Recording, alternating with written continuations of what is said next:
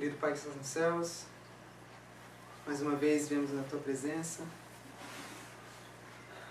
pedir a Tua bênção especial sobre esses estudos que dedicamos aqui para fazer, para aprendermos mais da Tua Palavra, para que assim possamos estarmos firmes sobre a Tua rocha.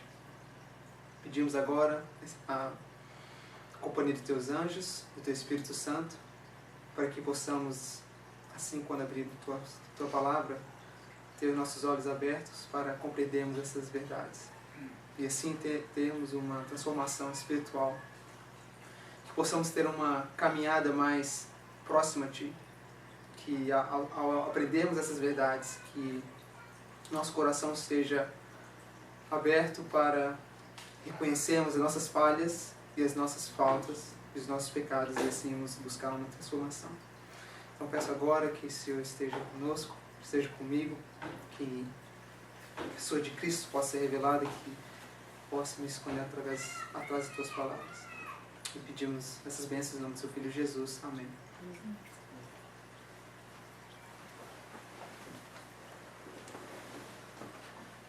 No último estudo, eu acredito que era muito material que tinha que ser coberto, e aí eu fui um pouco rápido, mas graças a Deus ele foi deixado em escrito, onde cada um pode ir depois e ler com calma e estudar por si próprio. Mas alguns pontos ali que eu passei rapidamente e eu gostaria de voltar, mas ver através da luz da Palavra de Deus, porque eu trouxe bastante história, bastantes textos históricos que a gente podia ver essas verdades. Mas de repente alguma pessoa pode duvidar e achar que isso não está na Bíblia. Então, dois pontos vitais,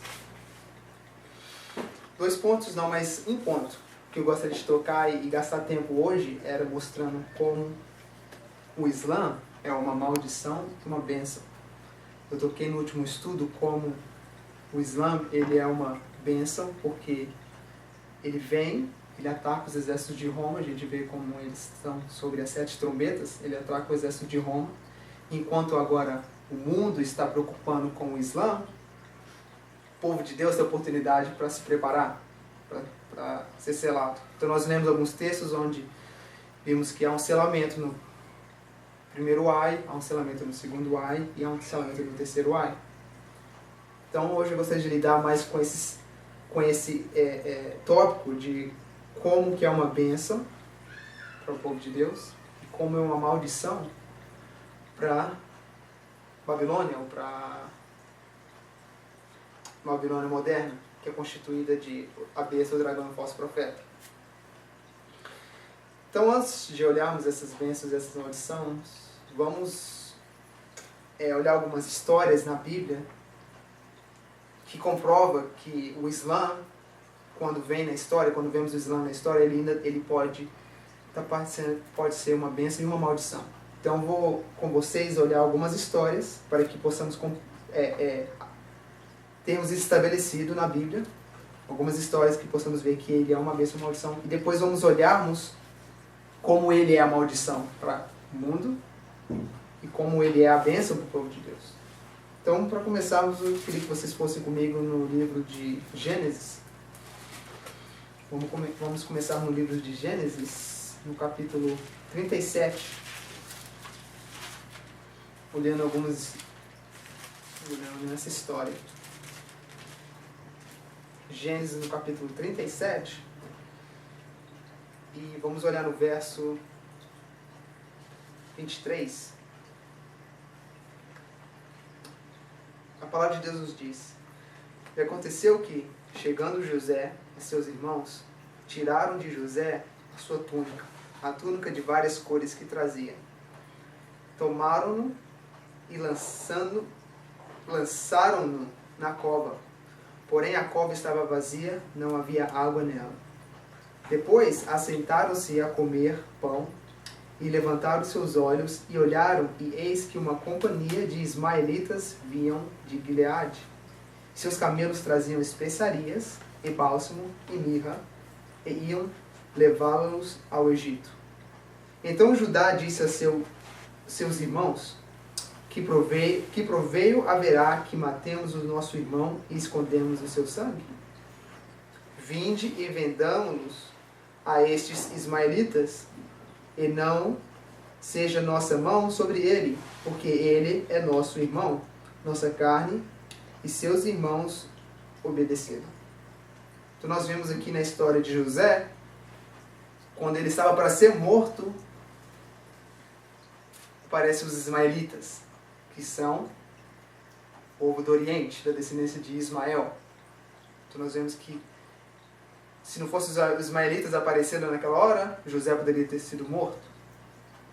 E se José não tivesse sido vendido para os ismaelitas, ele talvez nunca teria parado no Egito e ter feito o que ele fez. Porque foi José que,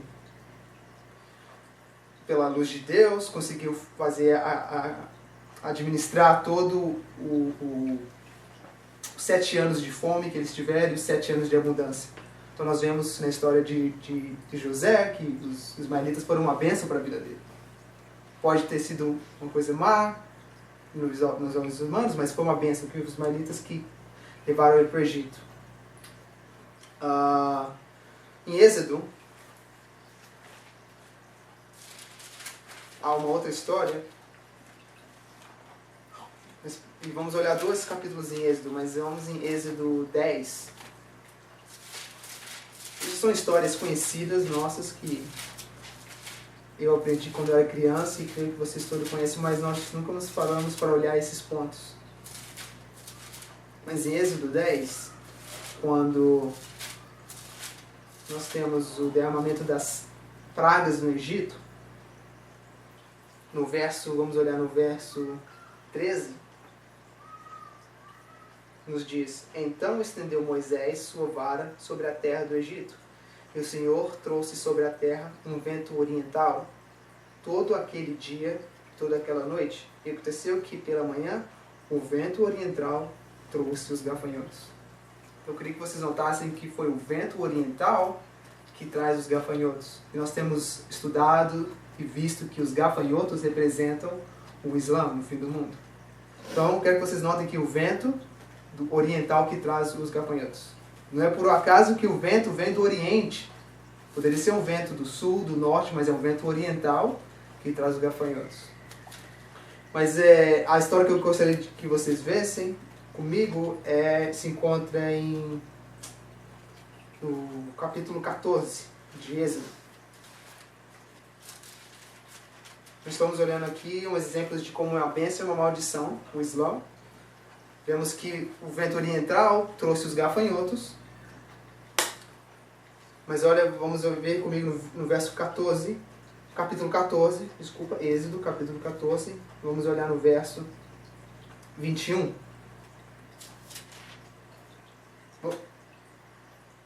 Vamos começar no verso 19, para entendermos que história que está tomando lugar aqui.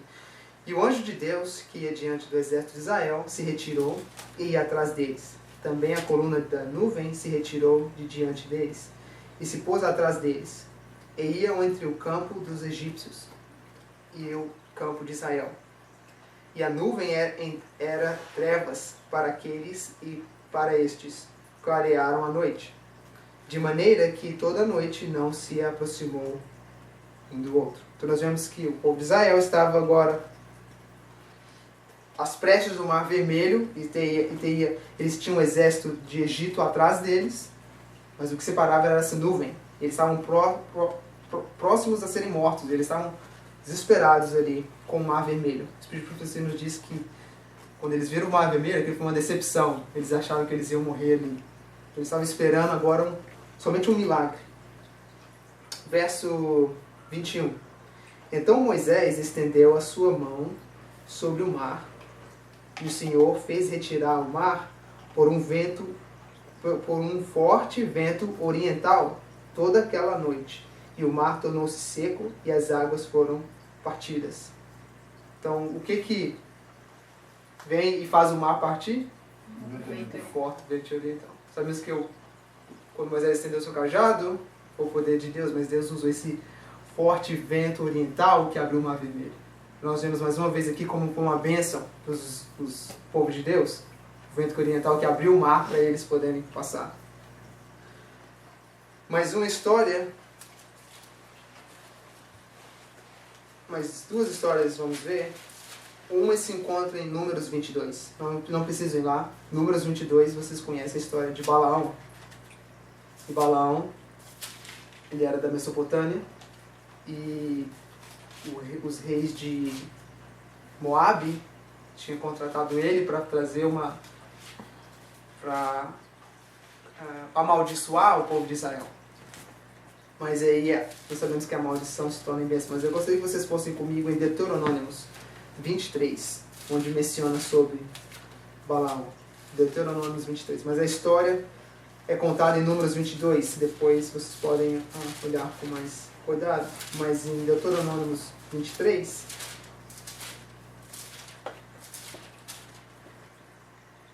olhando no verso 4, a palavra de Deus nos diz: porquanto não saíram com pão e água e receber-vos no caminho, quando saís do Egito. Obrigado. E porquanto alugaram contra ti a Balaão, filho de Beor, de Petor, de Mesopotâmia, para te amaldiçoar. Porém, o Senhor teu Deus não quis ouvir Balaão.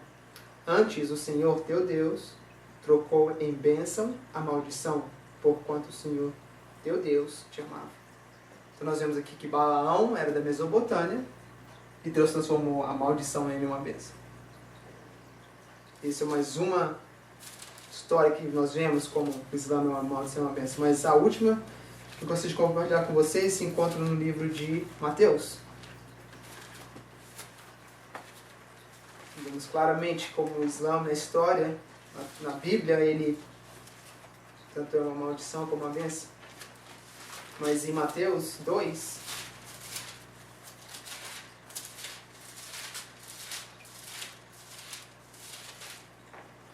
vamos começar no verso 1, é uma outra história. Mateus 2, verso 1. E tendo nascido Jesus em Belém de Judeia, no tempo do rei Herodes, eis que uns magos vieram do Oriente a Jerusalém, dizendo: onde está aquele que é nascido rei dos judeus? Porque vimos a sua estrela no Oriente e viemos a adorá-lo. E o rei Herodes, ouvindo isto, perturbou-se, e toda Jerusalém com ele. E congregando-se todos os príncipes dos sacerdotes e os escribas do povo, perguntou-lhes onde havia de nascer o Cristo. E eles lhe disseram: em Belém da Judéia, porque assim está escrito pelo profeta: e tu, Belém, terá de Judá de modo nenhum.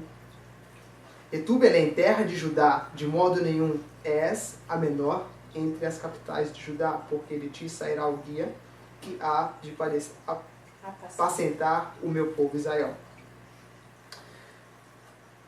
Então Herodes, chamando secretamente os magos, inquiriu exatamente deles acerca do tempo em que a estrela lhes aparecera. E enviando-os a Belém, disse: ide e perguntai diligentemente pelo menino. E quando achardes, participai-mo, para que também eu vá e o adore. Mas a gente sabe que no verso 16, depois que os magos vão, eles veem Jesus, acontece uma coisa. Vão comigo no verso 16. Não, desculpem. Verso...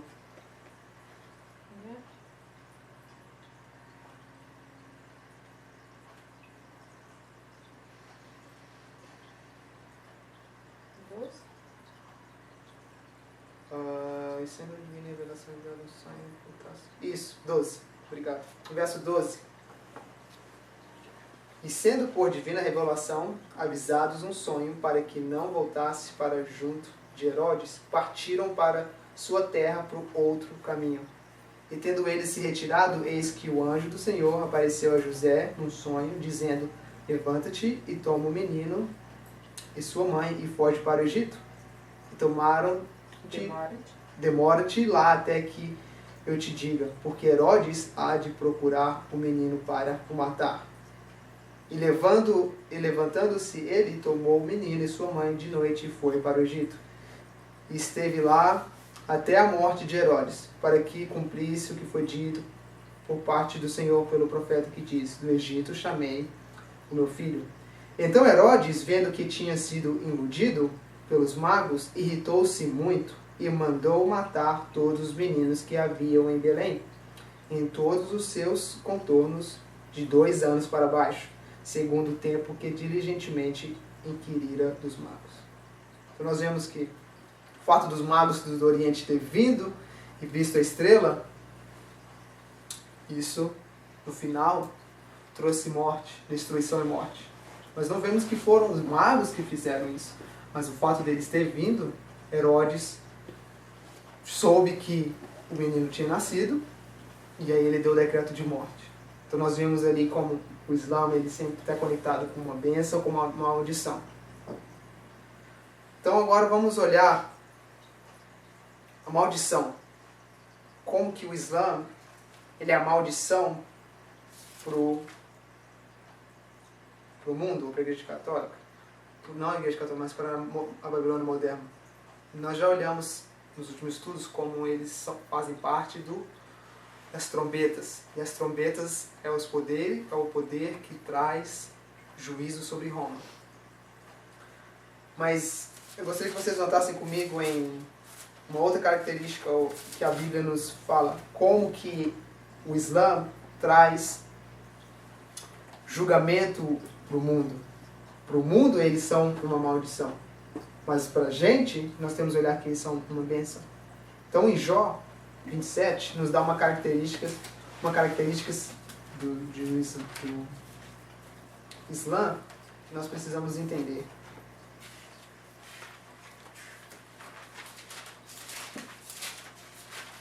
E nós vamos estar lidando bastante com... Nós já lidamos com o vento leste, com o vento oriental, o vento leste. Nós vimos que o vento leste é o que traz os gafanhotos. Então, está conectado com o Islã. E o vento vem do Oriente. Então, em Jó 27, então, há uma característica. Precisamos dar atenção. No verso 21 diz, Jó 27, 21, o vento oriental leva-o e ele se vai e varre com ímpeto do seu lugar. Falei errado? Ímpeto.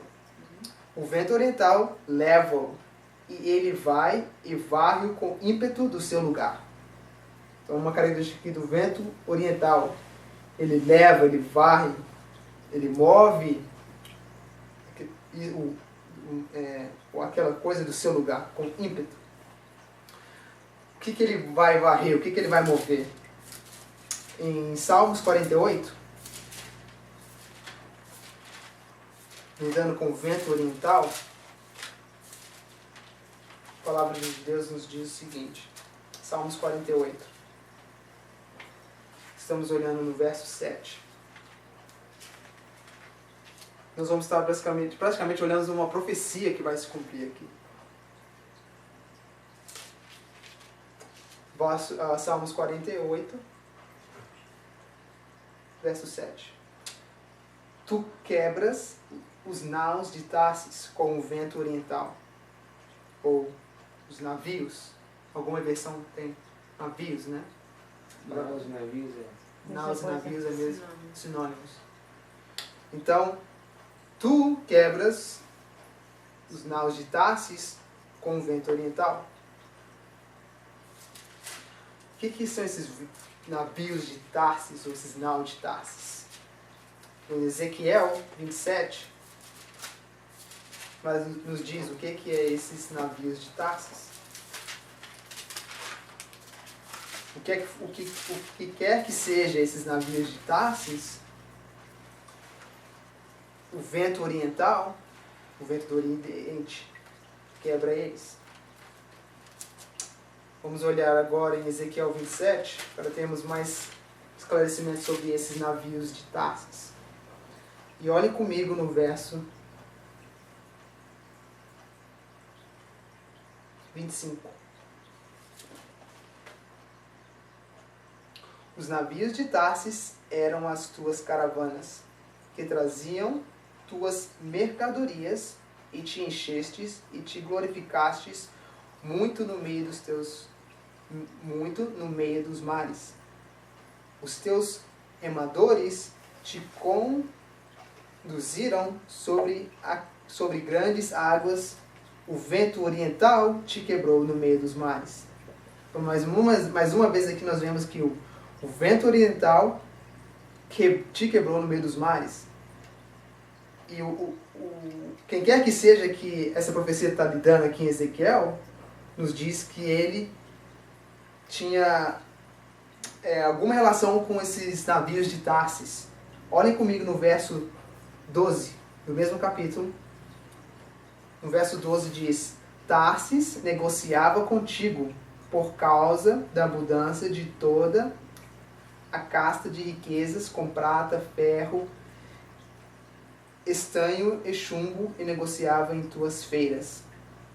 Então, quer que seja esse poder, ele tinha um negócio, ou negociações com Tarsis, e ele precisava desses navios, ele usava esses navios, para quê?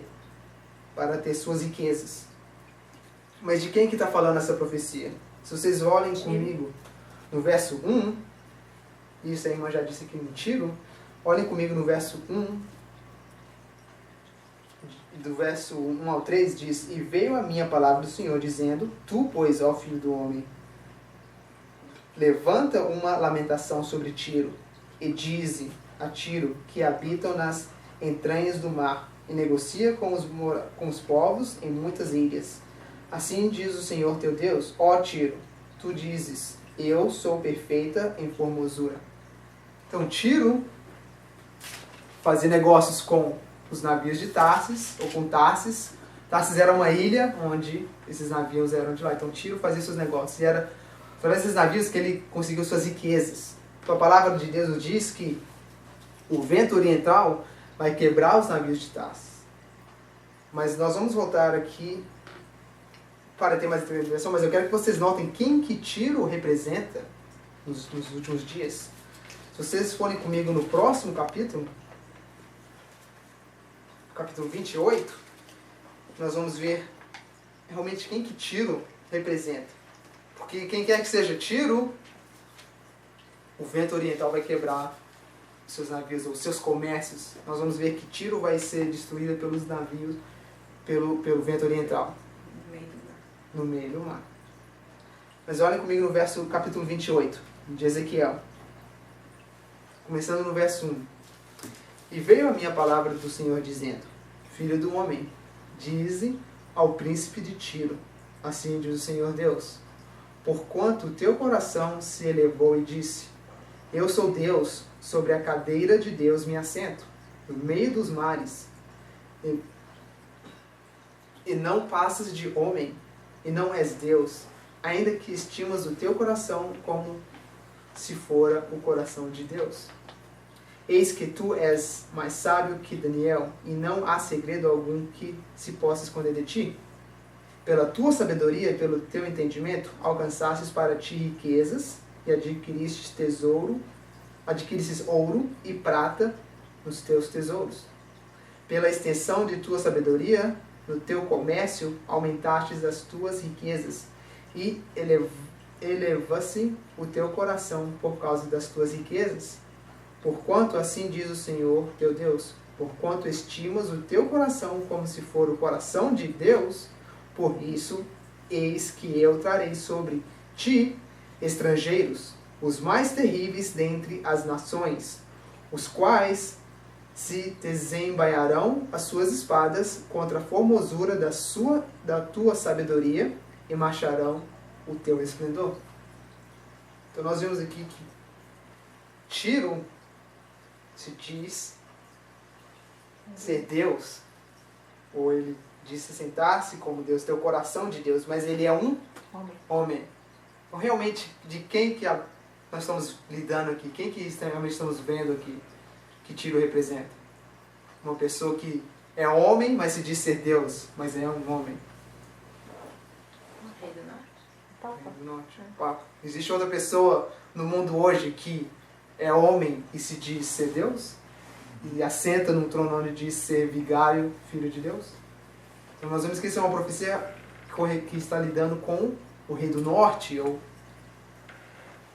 o papado. Mas eu quero que vocês voltem. Nós vimos aqui no verso 7 que Deus vai usar estrangeiros, e esses estrangeiros desembainharão suas espadas contra a formosura da sua sabedoria e marcharão o teu resplendor. Então esses estrangeiros vão destruir Roma. E nós vimos no capítulo 27 que os navios de Tarsis, com quem Tiro negocia, vai ser destruído pelo vento do norte. Mas voltem comigo no verso 24, em Ezequiel 27. E vamos ler novamente. Porque há características aqui que fica bem nítido para entendermos de quem estamos falando. Ezequiel 27, no verso de 24. Estes eram teus mercadores em roupas escolhidas em pano de azul e bordados, e enxofres de roupas preciosas, amarrados com cordas e feitos de cedros, entre tua mercadoria. Os navios de Tarsis eram as tuas caravanas, que traziam tuas mercadorias. E te enchestes e te glorificastes muito no meio dos mares.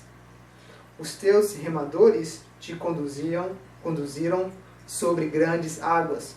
O vento oriental te quebrou no meio dos mares. As tuas riquezas, as tuas feiras, as tuas mercadorias, os teus marinheiros, os teus pilotos, os que consertavam as tuas fendas, os que faziam os teus negócios, e todos os teus soldados que estão em ti, juntamente com toda a tua companhia que estão no meio de ti, cairão no meio dos mares no dia da tua queda. Aos estrondos da gritaria dos teus pilotos tremerão os arrabaldes. E todos os que pegam no remo, os marinheiros e todos os pilotos do mar, descerão de seus navios e pararão em terra. E foram ouvir a sua voz sobre ti, e gritarão amargamente, e lançarão pó sobre as cabeças, e na cinza se revolverão, e far-se-ão calvos por tua causa, e cingir-se-ão de sacos, e chorarão sobre ti com amargura de alma, e com amarga lamentação. E no seu pranto levantarão uma lamentação sobre ti, e lamentarão sobre ti, dizendo: quem foi como Tiro? Como aqui foi destruída no meio do mar? E lendo esse capítulo, rapidamente, o que vem na mente quando você... Parece que eu já ouvi isso aqui em outro lugar. Apocalipse 18. Vamos lá comigo, Apocalipse 18. Porque o que acontece com Tiro, em Ezequiel 27, simplesmente o que vai acontecer com Roma no fim do mundo. E nós vimos que o que traz essa queda para Roma que eles estão lamentando é o vento do Oriente. O vento do Oriente. O vento oriental. Que nada mais comprova o que nós temos estudado, que as trombetas é o poder que Deus usa para trazer julgamento sobre Roma. Mas eu quero que vocês olhem comigo no verso 4 de Apocalipse 18. E ouvi outra voz do céu que dizia: sai dela, povo meu, para que não sejas participante dos teus pecados e para que não incorras nas suas praganas. Quando que nós ouvimos essa outra voz que vem do céu? Quando que isso acontece? Esse verso 4, realmente. Isso não é uma coisa do cara. Decreto dominical? Vocês concordam? Pode repetir a pergunta, por favor? Quando que o verso 4 de Apocalipse 18 acontece na história? Vamos ler novamente. E eu vi outra voz do céu que dizia: sai dela, povo meu, para que não sejas participante dos seus pecados e para que não incorras das suas praganas. Suas pragas. Pelo menos algumas vezes, mas uma que eu me lembro é 1842. Né? Segunda mensagem, 1842? 1842. Acho que em cada movimento reformatório ela, de certa forma, acontece, mas... Você está referindo ao clamor da meia-noite? Yeah. Então, isso seria o grito da meia-noite, quando nós devemos pregar para o povo sair dela, povo meu. Então, isso aqui é logo quando o decreto dominical sai, após o decreto dominical. Porque antes, se precedem alguns versos, que há um anjo que desce e toda a terra é iluminada com sua glória. Nós sabemos que esse é o anjo. Nós não vamos lidar aqui com esses versos 1 ao 3, mas nós já lemos no nosso primeiro estudo sobre a trombeta que quando as torres caíram, Apocalipse de 1 a 3 se cumpriu. E nós vemos que o 4 é onde dá o alto clamor. Então nós vemos que há uma diferença entre Apocalipse 1 e ao 3, depois do verso 4. 18, 1 a 3. 18, 1 ao 3, depois do verso 4. Mas eu quero que vocês notem, que vocês vejam a história que acontece agora. Pela rejeição das três mensagens angélicas, as três mensagens angélicas que o mundo toma, olha o que acontece com Roma, com Babilônia. Verso 5. Porque já os teus pecados se acumularam até o céu, e Deus se lembrou das iniquidades dela. Tornai-lhe a dar como ela vos tem dado, e retribuí-lhe em dobro conforme as suas obras. No cálice em que vos deu de beber, dai-lhe ela em dobro. Quando ela se glorificou em delícias, quando ela se glorificou em delícias esteve. Foi-lhe outro dado, foi-lhe outro tanto de tormento e pranto. Porque diz em seu coração: estou assentada como rainha, e não sou viúva, e não verei o pranto. Porquanto num dia virão as suas pragas, a morte e o pranto e a fome, e será queimada no fogo, porque é forte o Senhor Deus que a julga. E os reis da terra que fornicaram com ela e viveram em delícias a chorarão, e sobre ela prantearão quando vier a fumaça do seu incenso, estando de longe pelo temor do seu tormento, dizendo: ai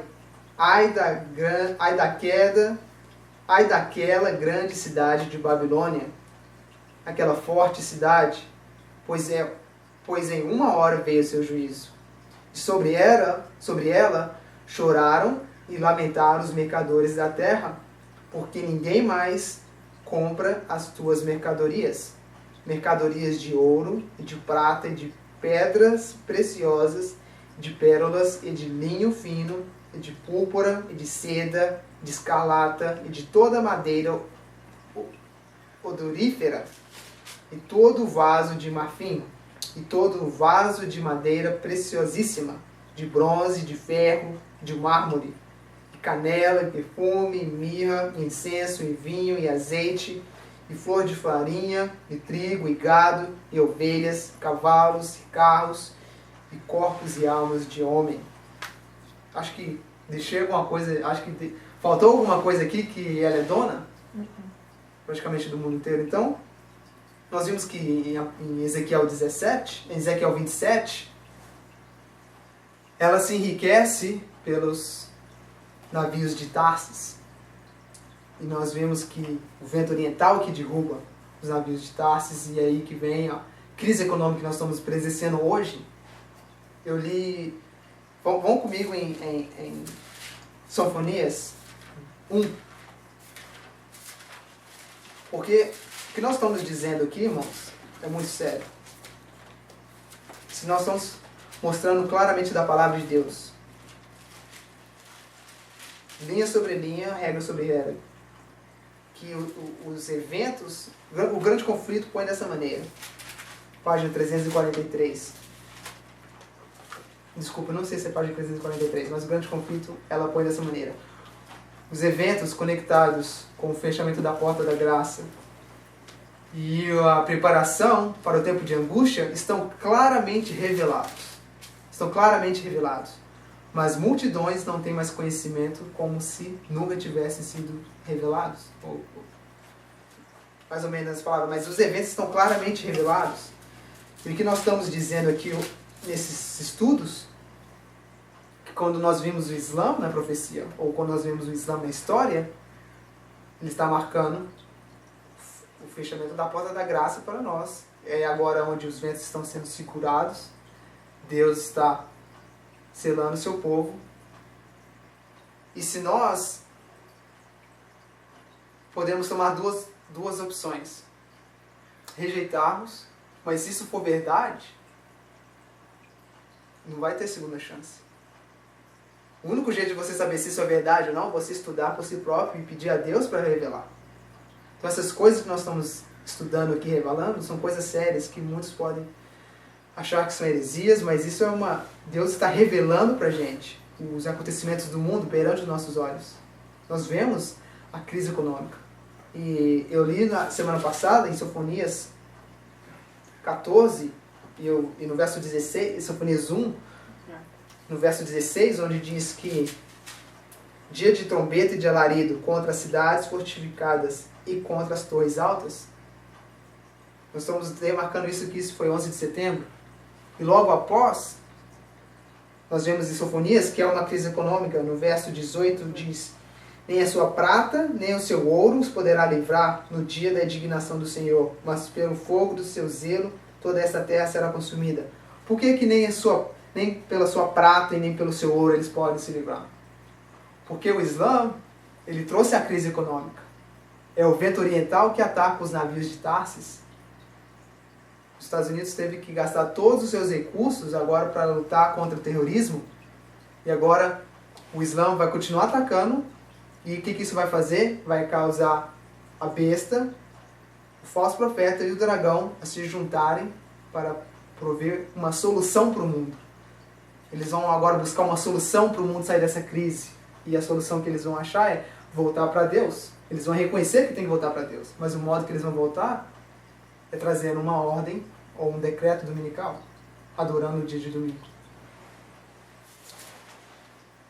No verso 2, no capítulo 2, no verso 1, nós vemos: congregai-vos, sim, congregai-vos, ó nação não desejável, antes que o decreto produza o seu efeito. Nós vemos claramente que como o Islã é o poder que traz a crise econômica e faz o mundo agora se juntar para trazer o decreto dominical. Essa é a maldição que está sobre o mundo. E nós podemos ver claramente enquanto eles estão se debatendo com o Islã, essa crise está acontecendo, uma bênção, isso acontece. Eu li um texto no último estudo, e eu gostaria de ler novamente, que se encontra em Mensagens Escolhidas, volume 3, página 409, onde ela nos diz: anjos estão segurando os 4 ventos, representados como um cavalo furioso, procurando soltar-se e arremeter-se sobre a face de toda a terra, levando destruição e morte em sua esteira. Então, os 4 ventos representados pelos cavalos furiosos, nós vimos que os cavalos furiosos é Islã. Apocalipse 9, nós vemos a descrição do Islã, né? São os cavalos furiosos que estão sendo retidos, loucos para se soltarem. Agora, onde que está a bênção?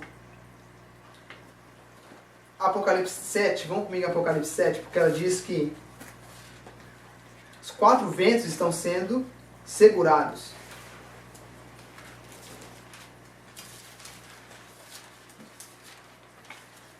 nós vamos ver que em 11 de setembro, duas coisas aconteceram. Cruciais. Várias coisas aconteceram, mas duas coisas cruciais que nós devemos reconhecer. E uma delas é que o selamento começou. Apocalipse 7.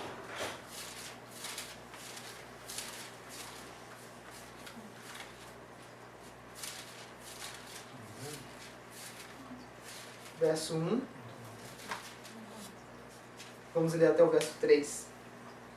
Depois dessas coisas, vi 4 anjos que estavam sobre os 4 cantos da terra, retendo os 4 ventos da terra, para que nenhum vento soprasse sobre a terra, nem sobre o mar, nem contra árvore alguma.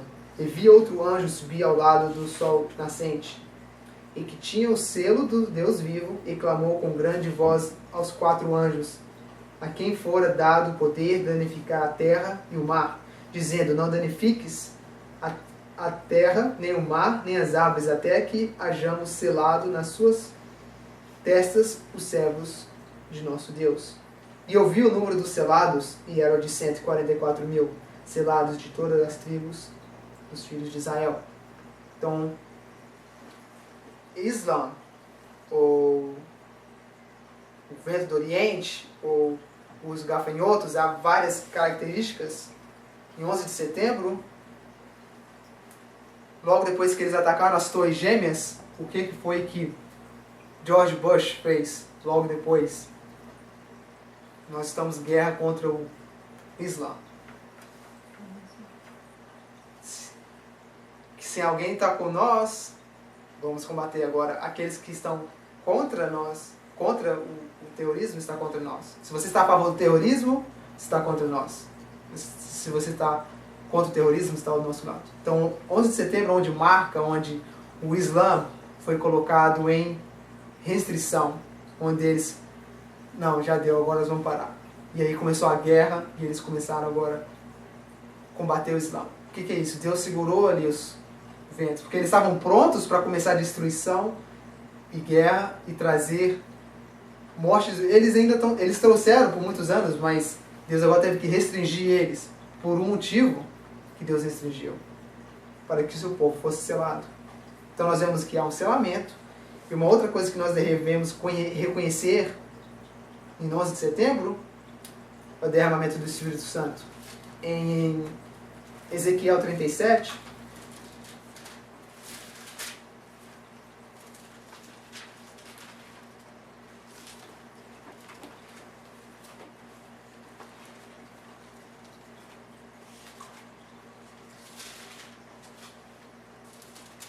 verso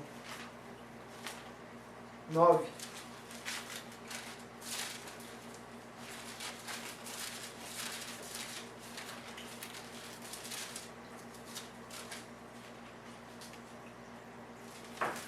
E ele disse: profetiza ao Espírito, profetiza, ó Filho do homem. E diz ao Espírito: assim diz o Senhor Deus: vem dos 4 ventos, ó Espírito, e assopra sobre estes mortos, para que vivam.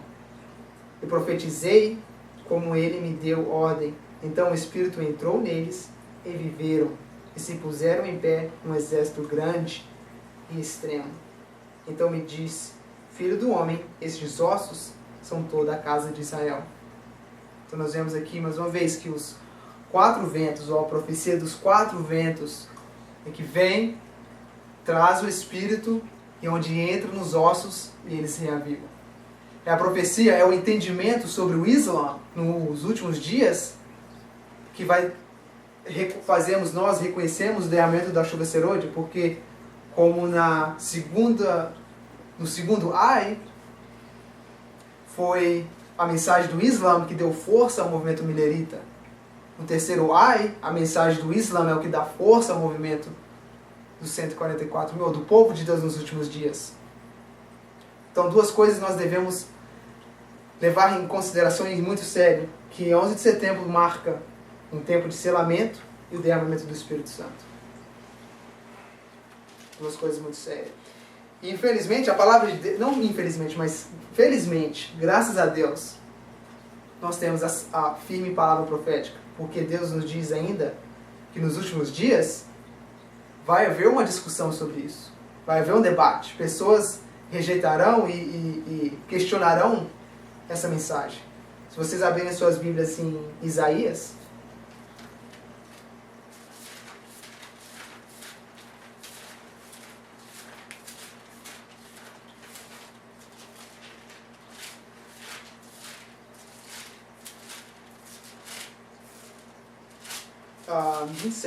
Isaías 27.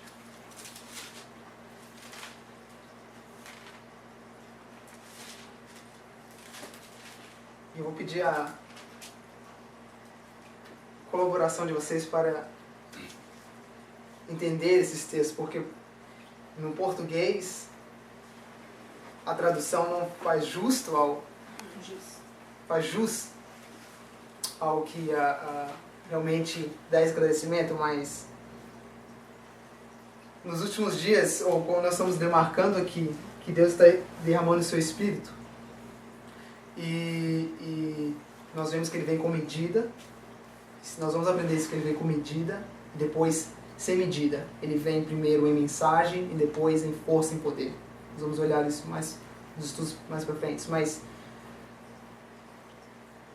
quando o derramamento do Espírito Santo acontecia, as pessoas não tinham visões, sonhos. Nós não temos visões e sonhos que a palavra de Deus deixou para nós, sonhos de William Miller.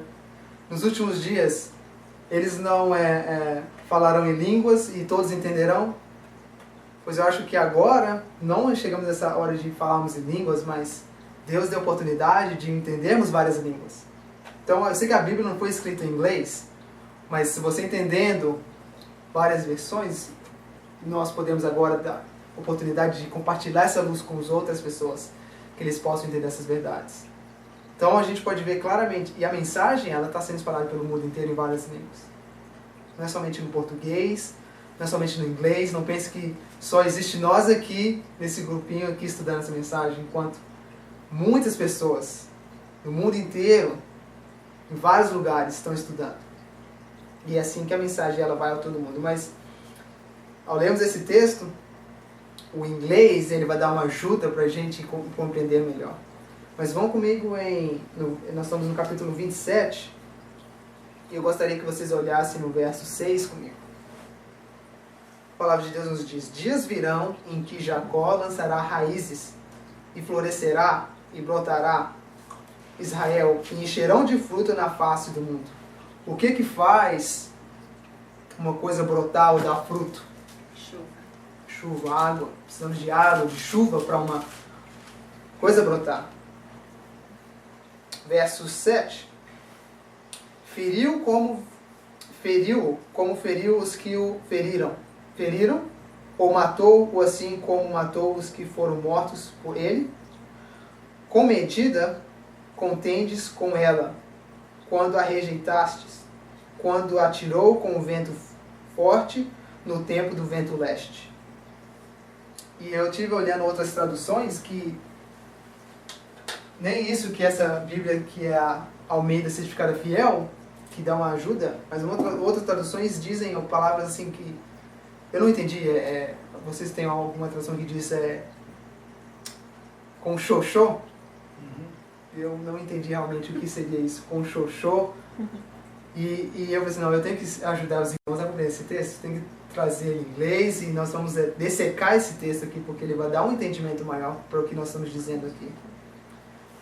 Então eu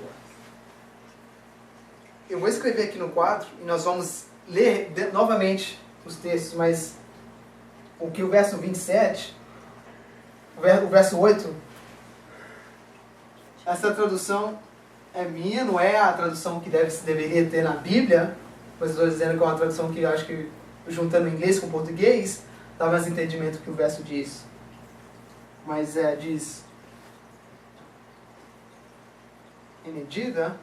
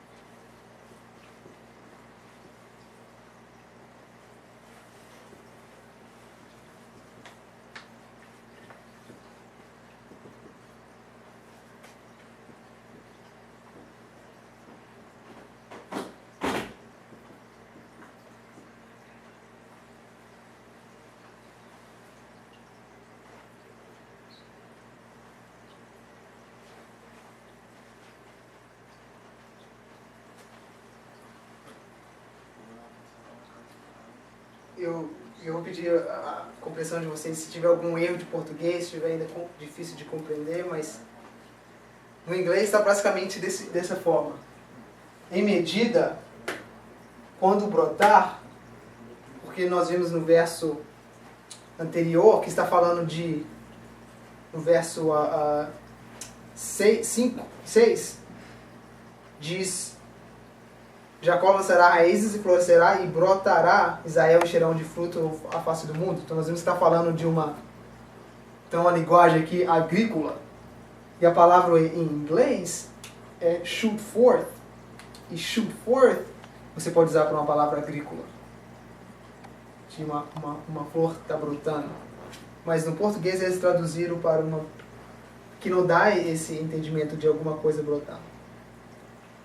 Mas quando em medida, quando brotar, tu contendestes, ou outra palavra para contendestes é debaterás, vai haver um debate com ela.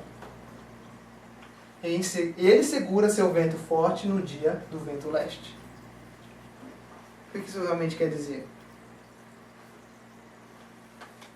Nós vamos ver que a mensagem da chuva ser hoje, ela vem com medida, primeiramente.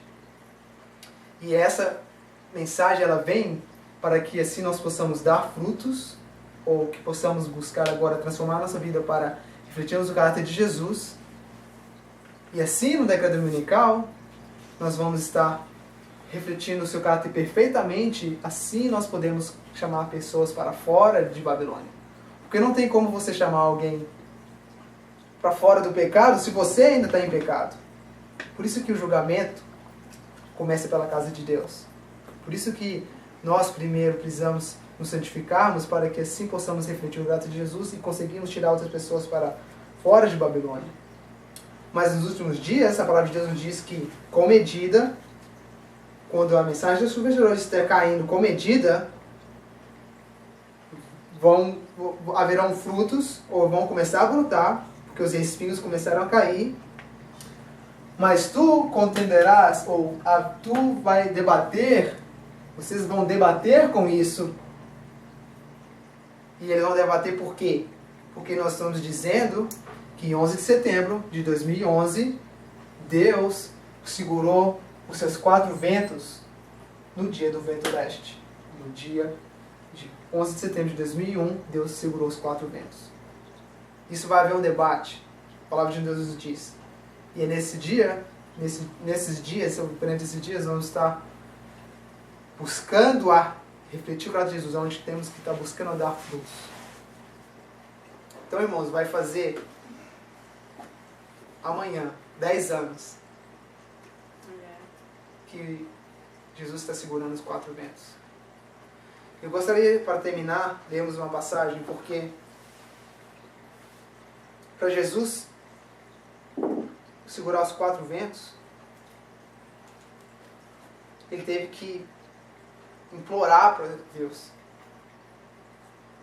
E eu vou ler uma passagem que se encontra em Primeiros Escritos, página 38.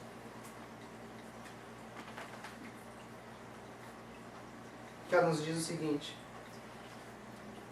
Vi 4 anjos que tinham uma obra a fazer na terra e estavam em vias de cumpri-la. Jesus estava vestido em trajes sacerdotais e olhou compassivamente para os remanescentes. Levantou então as mãos e com voz de profunda compaixão exclamou: Meu Pai, meu sangue, Pai, meu sangue, meu sangue. Vi então que de Deus Vi então que de Deus, que estava sentado sobre o grande trono branco, saía uma luz extraordinariamente brilhante e derramava-se em redor de Jesus.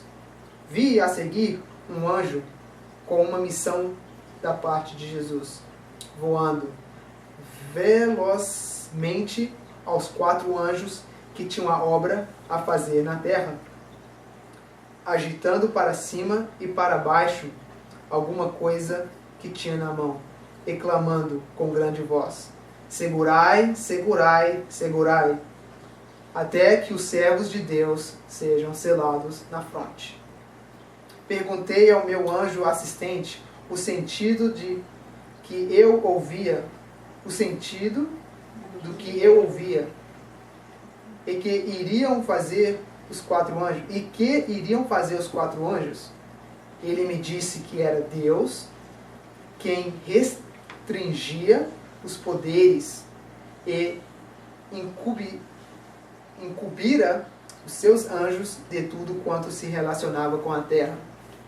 Que os 4 anjos tinham poder da parte de Deus para reter os 4 ventos e que estavam já prestes a soltá-los.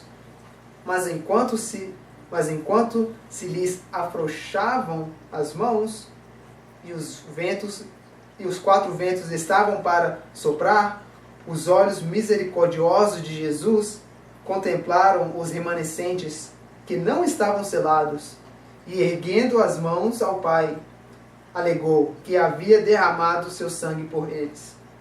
Então outro anjo recebeu ordem para voar velozmente aos outros 4 e mandar-lhes reter os ventos até que o servo de Deus fossem selados na fronte com o selo de Deus vivo.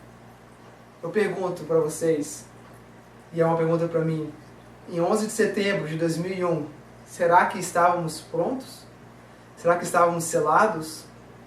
Porque o que aconteceu em 11 de setembro foi simplesmente um escape do vento. Um terço do que vai acontecer no fim do mundo. E Deus viu que muitos de nós não estávamos prontos, nós não estávamos selados, então Ele teve que pedir pelo seu sangue, meu sangue, Senhor, para que Ele segurasse os 4 ventos, para assim possa ser, o povo de Deus possa ser selado. E eu gostaria de compartilhar a última passagem com vocês, porque desde 11 de setembro de 2001, quando Deus implorou para o Pai que segure os 4 ventos, Ele tem feito uma coisa. Abram suas Bíblias comigo no livro de Isaías, no capítulo 30.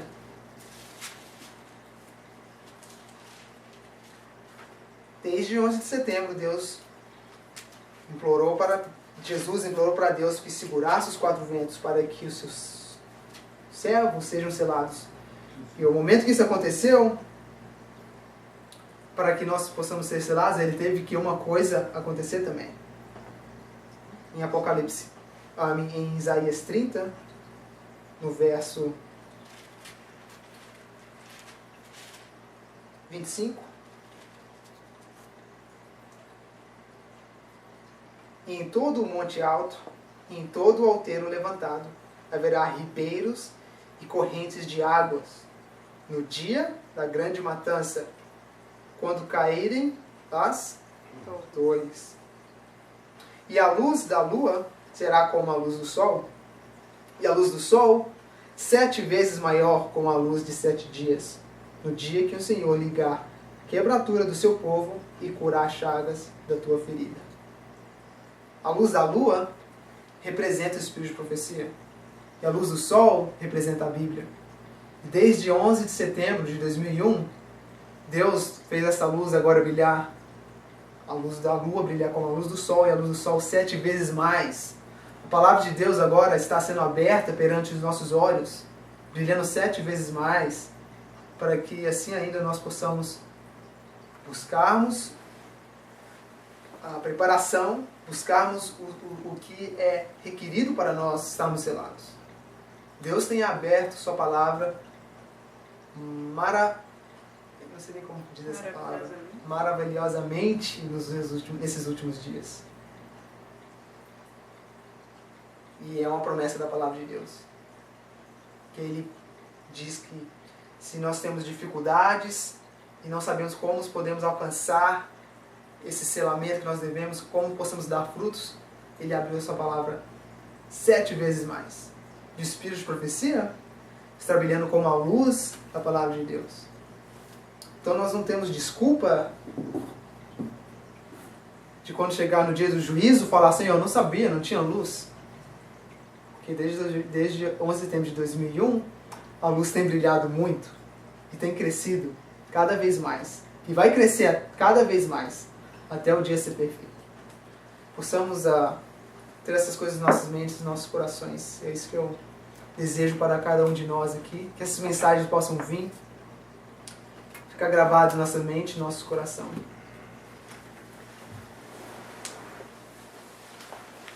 Querido Pai que está nos céus, Pai, sabemos que nós não temos méritos, ou nós não merecemos, Pai, porque somos falhos, pecaminosos, sempre estamos caindo nas mesmas falhas, nos mesmos pecados. Mas, Pai, imploramos agora, pelo sangue do Teu Filho, que o Senhor venha, que o Senhor está segurando esses 4 ventos para que assim possamos ser selados. Pai, que possamos buscar uma transformação em nossa vida. Que não possamos simplesmente ouvir essas palavras, mas que possamos ouvir, que elas possam ser doces em nossa boca, mas que elas possam ser amargas em nosso estômago, porque agora vai exigir um trabalho da nossa parte de uma transformação. Sabemos que o trabalho de reforma sempre é amargo, mas vem para o nosso bem. Que possamos agora reformar nossas vidas, trocarmos de rumo, possamos